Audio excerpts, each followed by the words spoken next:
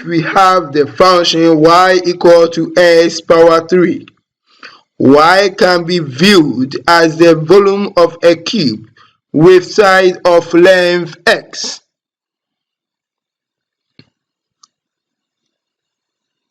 As we increase x, the volume of the cube increases, and that is what you can visualize there.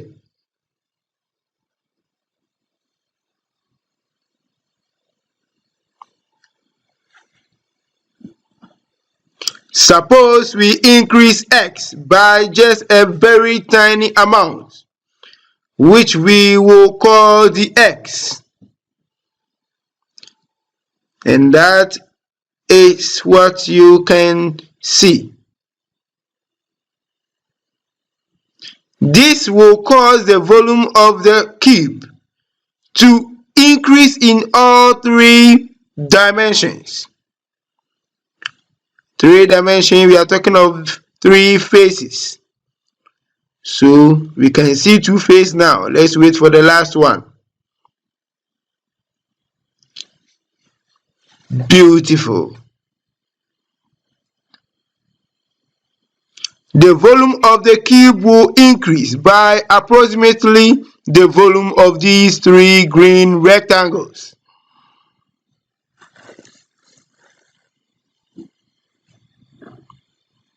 Each of these rectangles has a length and a width equal to x and a height equal to the x. Nice.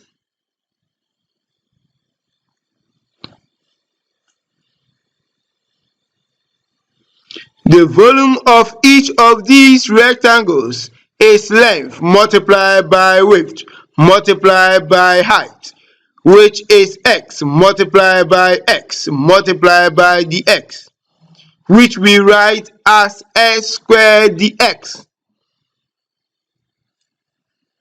The sum of the volume of all three rectangles is therefore 3 multiplied by s squared dx.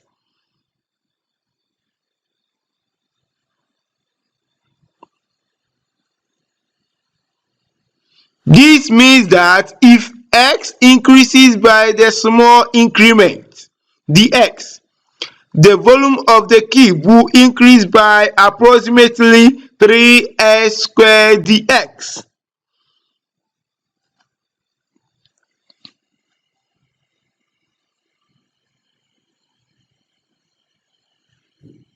We give a name to this increase in volume and we call it dy.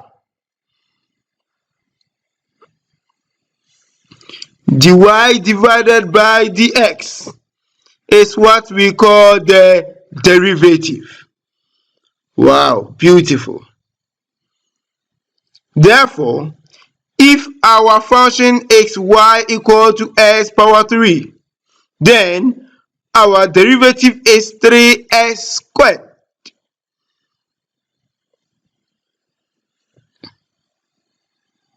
Now, let us consider another example. In this case, the function can be visualized as the area of a square with side of length x. Suppose we increase x by a just very tiny amount, which we will call the x.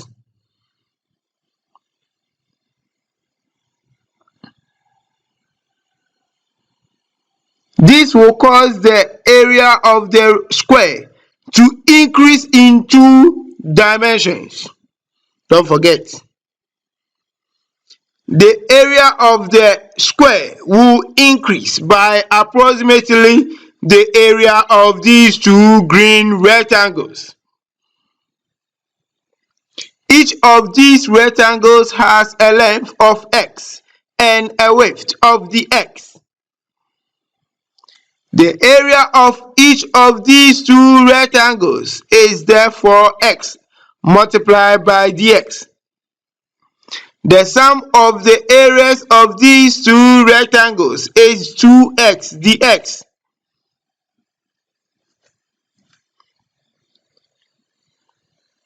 Therefore, if x increases by the small increment dx, the area of the square will increase by approximately 2s dx.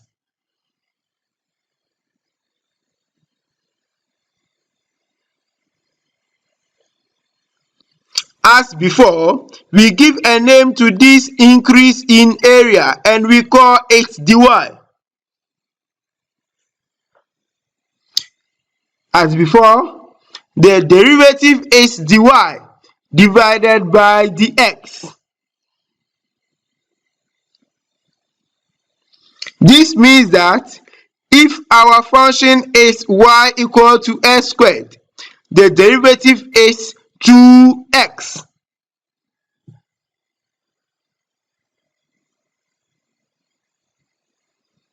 Wow. Now, if we draw cube in higher and lower dimensions, we can repeat this analysis and get similar results. So we can consider example like x to the power 4 and we will get 4x power 3. We can consider x power 5 and we will get 5x power 4. Thanks for watching.